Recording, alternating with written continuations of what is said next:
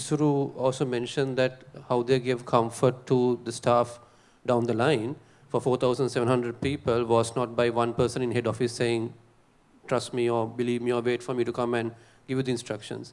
It seems to have worked very well where you actually empowered your seniors to take the decisions that need to be taken. Does she want to add something? Yeah, I just want to add something. When there's a crisis of this nature, or any crisis for that matter, I think the important thing for a people's leader is to ensure that crisis doesn't turn into a further disaster or a catastrophe. And to do that, we need to be able to have the soft side of things, as Ransi said, and manage the situation to ensure that there's business continuity while protecting, of course, the welfare of your staff and ensuring that they too do their part to minimize the disaster. Because if we fail to do that, we are going to cause serious loss not only to ourselves, but to our stakeholders as well as the employees. So Haley's may not have any businesses which you call essential services like hospitals or supermarkets, but we are stakeholders, our hospitals, we have stakeholders as supermarkets, we provide medical equipment, maintenance to hospitals, so those things cannot stop. So this interdependence and interconnectedness of organizations is also a reason why a single organization cannot just stop work even for one day. We have to see how we can manage a situation and run. And like Ishan said at Haley's too, while we requested all employees to support us by ensuring business continuity, we left it to the business heads and the units to decide on a case-by-case basis on how this has to be managed. If I may just add one thing more, in situations like this, it's not only your employees, it's your employees' extended families that are impacted. So that's a very critical thing because that, your family, your brothers, sisters, parents can be impacted. So that then at that moment of time when, nothing is functioning properly, the transport, you're not sure, so when there's a lot of ambiguity in the system around you, that's when your support from the organization, leveraging your strength can kick in. So that's where we also looked at Sanjeevan's service desk to see that, the employees' families impacted, if they are, that, we are centrally helping them using our clout of access to institutions and doctors and things like that. Isuru Ji, this time, I think you have hands-on experience in supporting families of those affected. Yes, so leaving businesses aside for the moment, we looked at two areas of people. The families of the deceased. We sent a team out to their homes, spoke to their relatives, spoke to the next of kin, and deeply understood their existing requirements. Were they dependents? What are they doing for a livelihood? What do they depend on? What are their children doing? Are they getting educated? Are they in school? Do they need any other help? And we documented all of these and brought it back to the organization and looked at from a family by family what we can do to help them in the long term. So what we essentially decided was anywhere there were children, we're going to educate them till they're 18. Where there were parents, we're going to look after them for the next 5 years. If there are dependents, we will look after them as well and make sure that at least that part of that, sort of burden, if I can call it that, is taken care of by the company because they have gone through so much. So I think it's really important sometimes to, business continuity will take place, businesses will bounce back. There's all, everything is focused towards that, but people is really what we need to look at. On the other side, there were so many people who were severely traumatized by the event who were not directly impacted. The waiters and the chefs and the staff at Cinnamon Grand who had to carry bodies, sad as it to say, body parts, etc. And this sort of thing is so traumatizing. It is not something that is in your scope of work or your TOR or something that you have to be prepared when you wake up in the morning. So for these employees to get over this shock is going to take a long time. So we have organized 4 different institutions over a 2-year period to do psychological first aid at different levels, group and one-on-one. And some of them will not be able to, they're not sleeping. Some of them are saying that when they hear a phone drop now, they jump because they are so traumatized by the whole thing. We also have a team that is sitting with them, constantly watching them, There will be employees who will be able to go back to Taprobane and keep working because they're tough.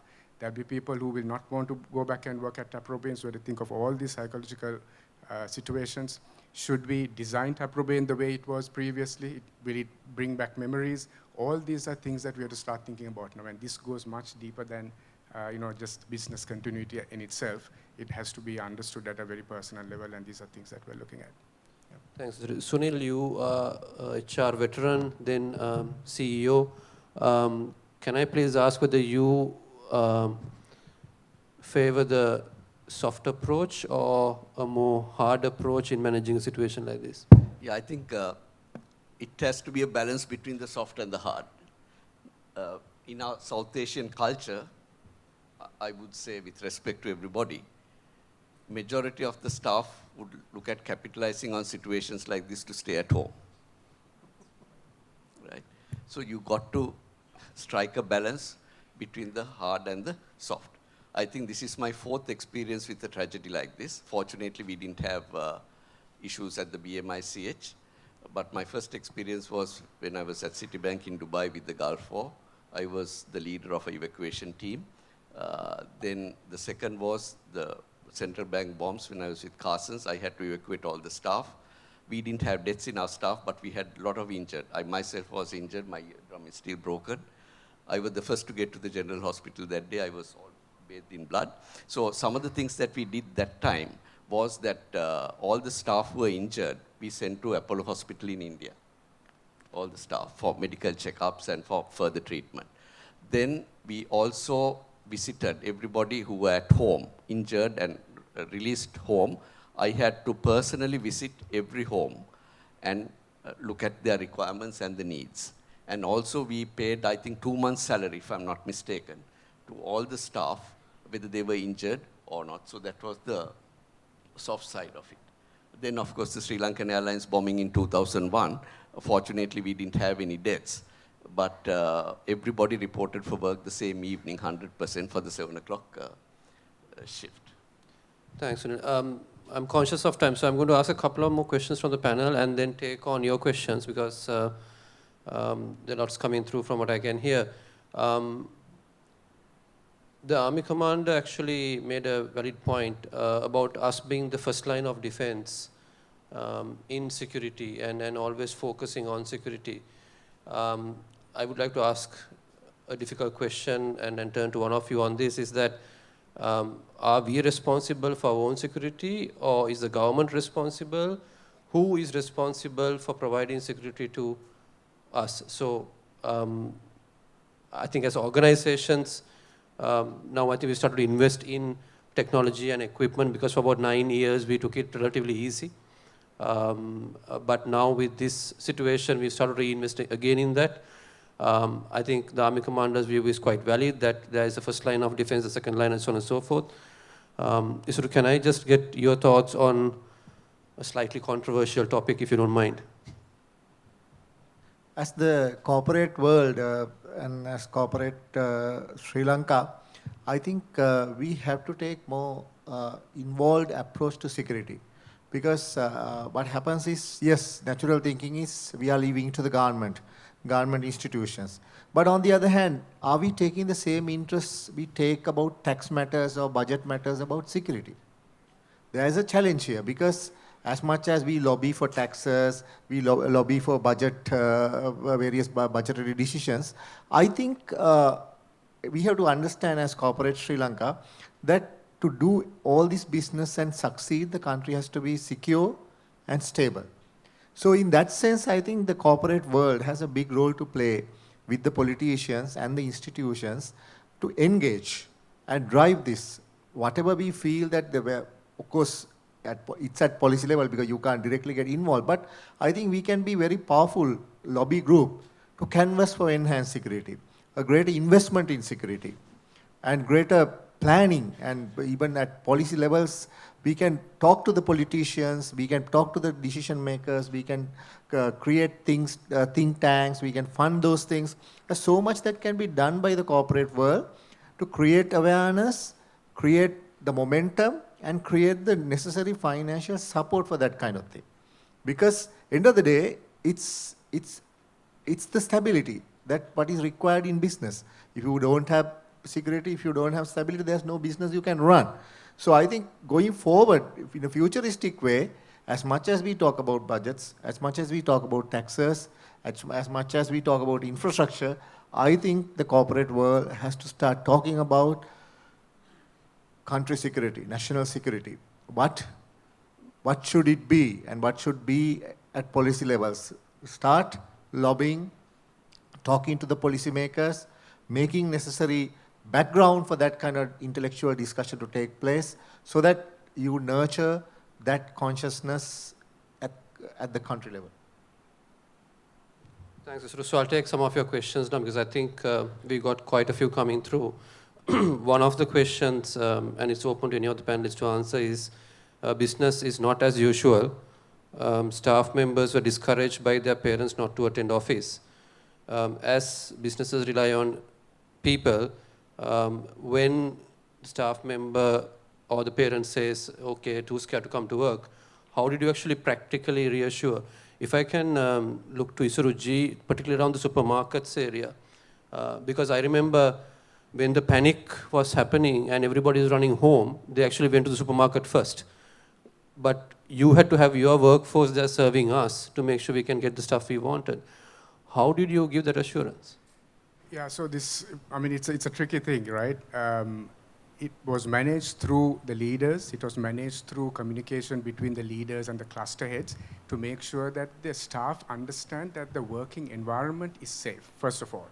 And I will say though that we didn't have the full staff. We worked with the skeleton staff some of the time, but the supermarkets were completely full. They were full of people because I think there was a sort of a panic run where people felt they would not be able to come out of their houses for 2 to 3 days, and they decided to take everything off the shelf. So we needed to have staff to manage that situation. But it was, it was mostly done at the situation in itself. I don't think there was anything particularly we could say at the time to make them a lot more reassured because of the fact that there was so much uncertainty, there were so many letters flying around. So if the communication that we kept going constantly through the leaders is what gave them that confidence. I wouldn't say that there was anything that was in particular, that changed their minds to the extent that they thought it was much safer than it was. It was really trusting your leaders and trusting your colleagues. Sure. Another question is on outsourcing in particular and how we have outsourced our security functions. And in the light of the recent attacks, whether any one of your companies have re-looked at such outsourcing arrangements and bridging any gaps that you may have seen. You want to go, Isru? Yeah. So we work with 12 different security companies across the group. The second day, that was on the Tuesday, we had a series of meetings with all of them and tried to understand what their capabilities were in terms of managing a crisis like this. And as you would know, their capabilities came up short because none of those security personnel were really exposed to this kind of training. So we immediately got at least 1 or 2 personnel at every location to go for a training. Actually, we picked one security company who had the capability to train, and we got them all trained. And we did a vigilance officer training across the entire group, where we had a vigilance officer nominated by location, by company, who was the first point of contact if anybody perceives a security threat.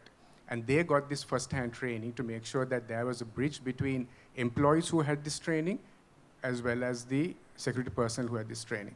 So we managed that within the first 2 weeks, it was all done. Just to add to that, I think, you see, security is the responsibility of the organization and also the employees also. So example, like whilst we can outsource our security, I think the organizations also have to do that correct level of investment in the SASH so that the employees feel that their premises are absolutely safe.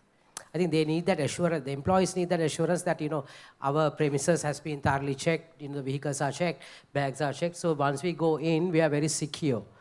And on the other hand, it's up to the employees also to be trained to cooperate with that. Because sometimes, you go to an organization, you go to a mall or something, and then I have seen people fussing when they are being checked. So I think it's a two-way thing, we all have to get used to it, but the organization also has to do the correct level of diligence to ensure that the employees are safe. Please add to the discussion on security. I think all our organizations, although its security is outsourced, probably have security managers who are employed by us. And their primary role would be to coordinate with these security agencies. So I think this is a good time to look inwards and see what is their role and how well they are performing that coordination. And most of them are from the forces, retired people, or from the police. And they have connections with the military establishment and the law enforcement authorities. So they should be the first to alert us through intelligence that these things are going to happen, let's be prepared. So preparedness is one of the key things which I think is very weak at the moment in most organizations. Being creating a suspicious mind in employees to look at suspicious behaviors. I just made some points on that. To have a constant vigil, and then to have duty officers in every location of your organizations, 24 hours, who can take decisions, and in case of an emergency, it can be a fire, it can be a crisis, it can be anything. Now here, I live here, so that's okay, but when I'm not here, there is a manager on duty. Now, I managed a hotel before, and we ensured that every day there is a manager on duty, 24 hours, who can make decisions, especially during the weekends.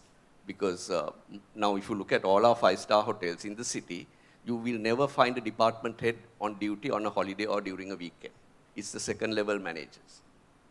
So I had at that time introduced that the department heads, especially the operational people, should be on duty during weekends and holidays. So the whole security aspect is a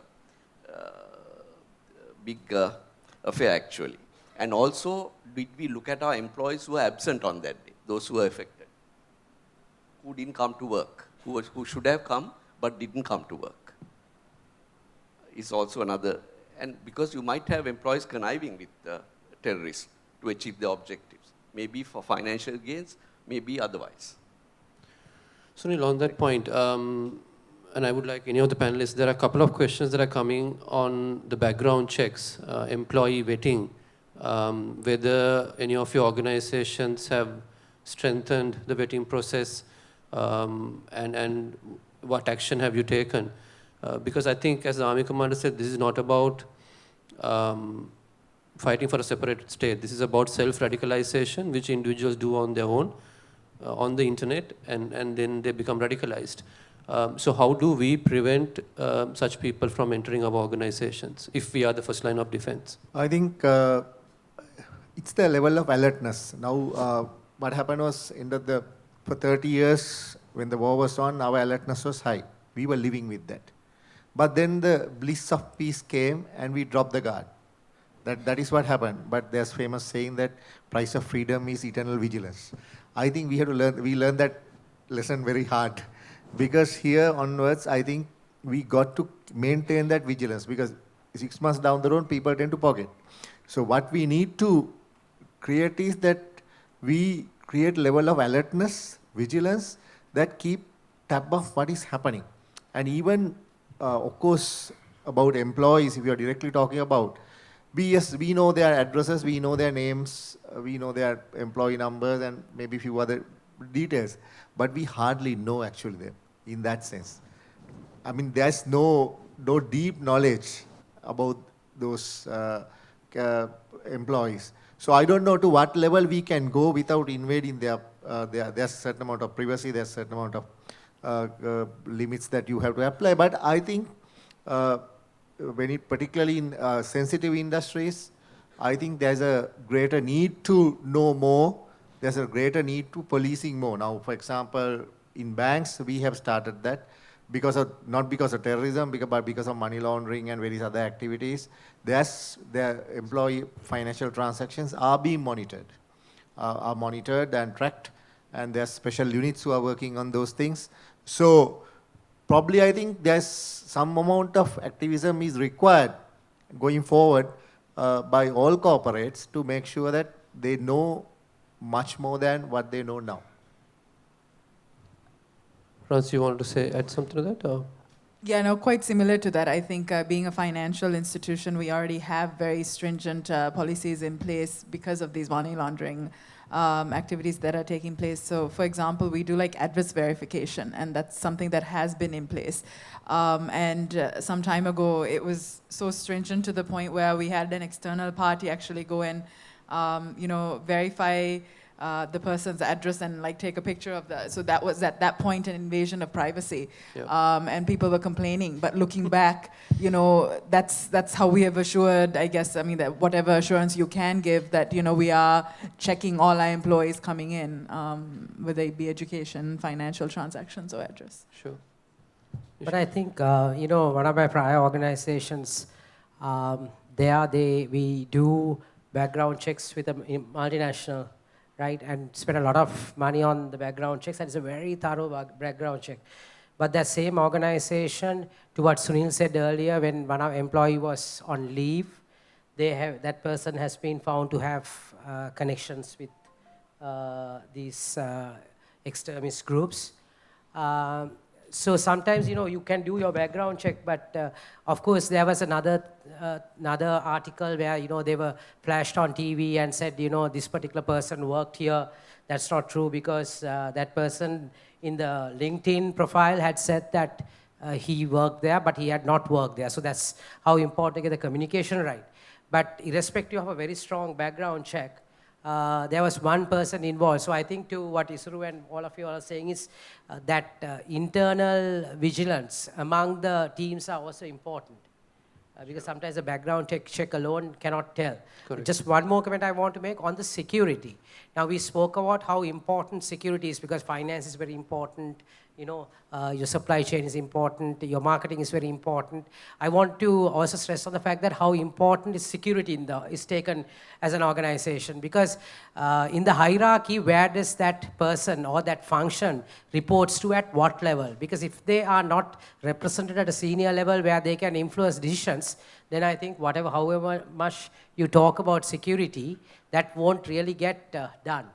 So that the security team has to have the voice. Say, example, if they need this type of scanner, when they say they have to be able to get it. But if they say something, this is, if they are brushed off, then you won't have that level of security. So I think at what level of the hierarchy are they fixed is also important. So Ishan, I think the Army Commander touched on a valid point. This is extremism outright so. And I think as stewards of our organizations managing HR, we have done different things to encourage diversity, encourage inclusion, so that this doesn't become something against one community. Would any one of you like to kind of comment on how you have supported diversity and inclusion over the last couple of weeks? Certainly when there was a lot of social media, and unfortunately some incidents maybe 2 weeks after the actual attack, which I thought was really unfortunate. But in an organization, how have you managed to create that harmony around your own teams? Anybody want to go? Ransi, you want to go for it? I think as an immediate aftermath, what happened was following that week, that Monday, if I recall correctly, we actually held a prayer session calling upon all the religious dignitaries, whether it's Hindu, Christians, Muslims, or Buddhist, brought all our staff together, and obviously cascaded the message that our discrimination policy very much stands. This is prior to the dignitaries coming in, but and that we must respect each other and come together as one SCB family. So that particular session was held where everybody came together, all including the religious dignitaries. They actually lit one SCB lamp with several candles in it. So small activities like that. But I have to say, Ravi, to your point, I think D&I becomes even a more crucial platform right now. It's something that SCB has been practicing throughout the years. And we particularly looked at it from the workplace, the customers, as well as the community. And I think those are the three pillars that we all have a responsibility to look into right now. So whether it's, celebration of religious ceremonies, whether it's Vesak, Ramadan, or Christmas carols, making sure that our employees take part in these activities, celebrate each other, and respect each other for it. So, I think we also did that. 40,000 people at the same time giving a pledge that we will respect diversity, we will respect each other, and we will work together for the betterment of Sri Lanka. So that was 40,000 people at the same time giving a pledge, inclusive of the people who work. It would have been about 60,000. Isuru, I think, again, I'm referencing to the Army Commander's speech. He said that the choices we make today will decide our tomorrows and our children's future. What do you think the choices we should make today are? I think from a corporate angle, I think we have to really make choices in where our CSR investments are going. Because as you know, we have been doing a lot of CSR work as corporates at different levels, but I think everyone took the approach, let's do the easy ones, where you can fund it and it happens kind of approach. But I think here, going forward, I think there's a greater investment, there's a greater commitment needed for CSR projects that would develop national identity, that would bring reconciliation, that would promote harmony among communities. There is, I think, a diversion of CSR funds to this sector. I think it's a need, it's a possibility. And not only the funds, I think we have to encourage our own staff to get involved in some of these projects as corporates, so that we actually go and help to build those communities, build those relationships, so that we invest in forging a national identity and help to cement some of these cracks that is threatening the future fabric of Sri Lankan identity. So questions are pouring in. I'll keep going. I'm conscious of time as well, so I want to try and cover as many as possible. This is possibly for Isuru Ji and Darshi. The question is that the 21st incident, the most impacted sector is tourism. What measures have you taken on the security front to give customers the confidence that the hotels are safe and that they can come back? You want to go first? Yeah, so basically from probably the same week that this happened, we've brought in security measures in terms of scanners, security detection equipment, and up to the standards that are required internationally. And our travel agents have come and they've done their audits and they're happy with it. And we have conveyed the same to also our agents and our stakeholders that it's a safe place to come. So I think even the government is doing a lot of work towards that end, and hopefully we will see business coming in. Yes, very similarly for our hotels, resorts, as well as the city hotels, we have done all the infrastructure-related security measures like scanners and baggage scanners and things like that. But one thing that we have to be aware of, and which we've been told repeatedly, is that baggage scanners and X-ray machines will increase your security by 15 to 20%. If you have a sniffer dog, it will be increased another 30 to 40%, but it is vigilance, finally, that will take you up to 80, 90%. So I think the training on vigilance is the most important thing here if you have to increase our security. There is only so much that baggage scanners and X-ray machines can do. The other issue is, of course, how do we train these people to understand what these security scanners and X-ray scanners mean? The challenge in itself, because that's a science in itself. So our security, outsourced person, as somebody asked in the organization, in the audience here, are they trained to understand what these are? So these are the practical challenges that we have.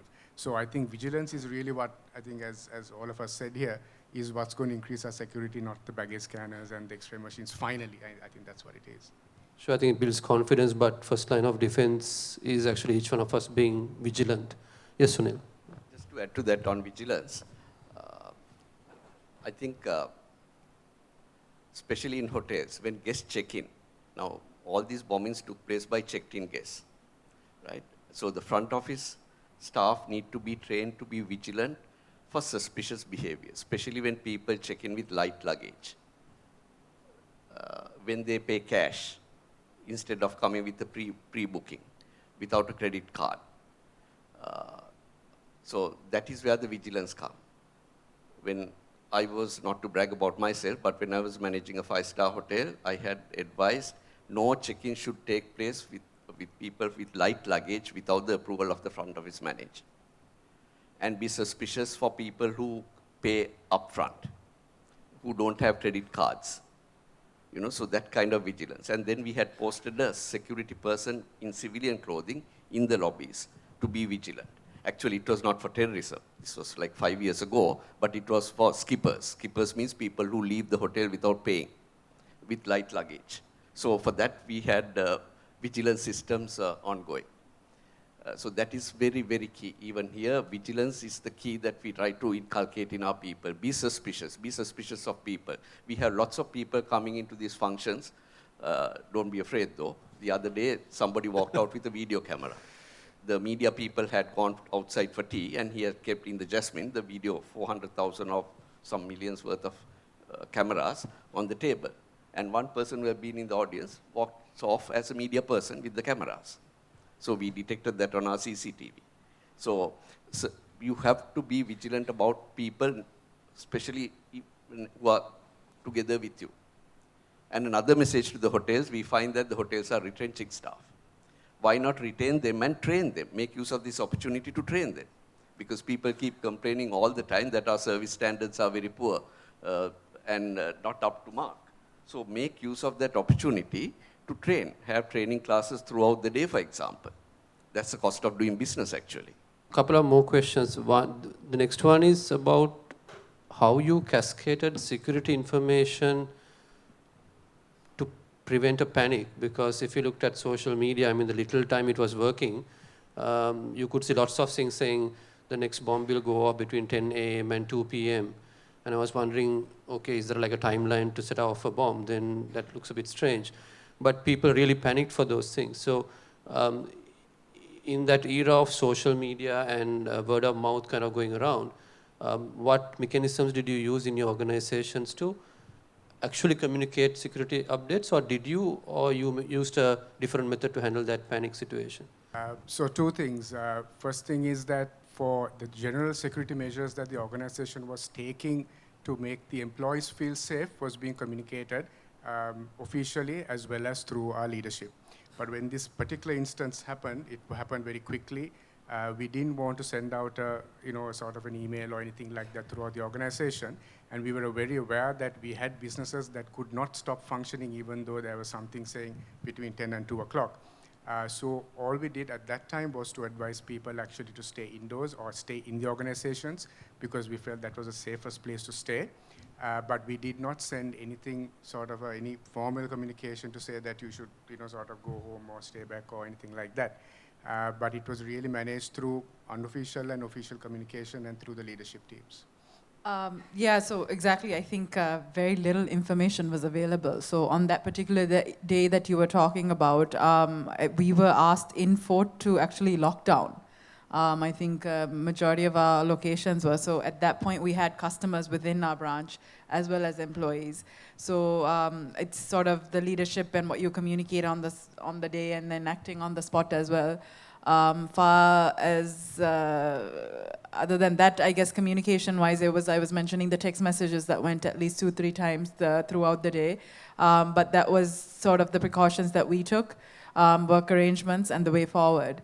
Apart from that, we had emails and the checks that we had done, but that was about it. Ravi. This was not an official communication that came on Adadharana, but there was little time to really decide or inquire as to whether this was true or not. So what we did as well was to communicate this unofficially, but of course we used Haley's email addresses and text messages, and even some of our directors communicated this informally to the staff. And this was actually picked up by their colleagues in other companies, and they were taking snapshots, or what you call, of these messages. And it actually even went to the authorities that, we were saying be careful. But we all said to stay indoors. We did not say to go home or any of that. But what I'm trying to say is now in this day and age, you send certain informal stuff and it kinds of become like a formal communication because it's been communicated through these text messages and various WhatsApp things and stuff like that. So yes, we did informally communicate it. Looking back, we wonder whether we should have done that even informally because of this going out of the organization and going to other companies, and then these companies called us to us whether this was a formal or an informal communication. So there was a bit of confusion at that time. I think Ransi also said the same thing, which we also use you can have your internal SMS groups, so our entire base is covered with, we can send SMS for the entire team. So I think it's good for your organizations also to look at that, because that way, you just type one SMS and it goes to your entire employee base. So that's a very quick and easy way of keeping your employees informed. Actually, when these screenshots are taken around, there was quite a bit of panic. Even we had those things brought to us, and why aren't you issuing a similar notice to the staff? But we didn't want to do that, because we knew that it will send a wave of panic unnecessarily. And anyway, what we did was we communicated to the head of departments and the head of units separately, and said that who's panicking, who wants to go home, can be allowed to go early. Otherwise, we would advise them to stay indoors. That's the best approach. So we had quite a bit of pressure when these screenshots are taken and emailed, and our employees were demanding, aren't you issuing a similar thing? But we resisted that because we felt that that is not the way to set about it. So I'm conscious of time, but I will have a few questions. There's more questions coming. I'm sorry that I might not be able to answer all of it. Darshi, you wanted to say something? No, I just want to mention the dilemma here was because of the short time period, and it was like if something actually happened, there would have been an accusation thrown back saying, look, you knew about this and you didn't inform. So that was the dilemma at that time. So there's an interesting question that's come from the audience. I guess most of us are HR people. So the question is, and I'll probably look at Isuruji again to answer this. He's going to hate me for this one. Is that if we now know what a leader's reaction should be for a situation like that, then can we train leaders to be like that if a future situation happens? So before I actually get to that question, any learnings, Isuru, from all of what's happened in the last couple of weeks? One learning, at least for John Keels or for ourselves, is that we found that communication, constant communication was key. And I think that, on Monday, we sent our first communication. The next communication was so it was on the 22nd. The next one was on the 25th. It was 3 days later. And that was a learning. It was too long, because there was so much uncertainty in between. Although there was informal communication going between all the leaders, and we have several structures of leadership, and there is an overlay principle that we have where the leader of one committee sits on the next committee, etc. The information was going through, but it was impractical and impossible to get it down to 15,000 employees. And with the younger generation in the workforce, with the uncertainty that was taking place that week, they needed to hear from the leaders, at least on a daily basis, to say, at least, this is what we're doing about it, this is what we know so far, this is what's verified information, this is what's not. But they needed to hear. And that was the feedback that we were getting, saying, look, 3 days is too long in a crisis situation. So I will admit to that, was a big learning for us. And sure, we started, increasing the frequency afterwards. You increase the frequency of communication? Yes, at least even informally, we increased it. So the real challenging question is, now can we train our leaders to be better at handling a situation like that if it happens again? I know my answer, but I'll let you answer this one. I mean, it's now in hindsight, right? So we've now gone through something in the recent past. We know what we did right and what we didn't do right. Some of the words that we used, even in our communication, sometimes we are quite clinical. We are sometimes a little matter-of-fact in order to get the facts out. And we sometimes miss the fact that the individual who's reading it is emotional. And if you don't tug at those heartstrings, they feel that the management is not really, they don't care, that it is all about numbers and getting the facts out. So I think the language is important, the frequency is important, and making sure that we understand the target audience is important. So that's, I think, something that we definitely move forward. Thanks. Yes, Sunil, go ahead. For the leaders for the future, I think it's very important that we are able to react on our feet for emergency. Not to think of emergency response and all of that. This has happened, what do I do next? Immediate thinking, the mind to be trained that way.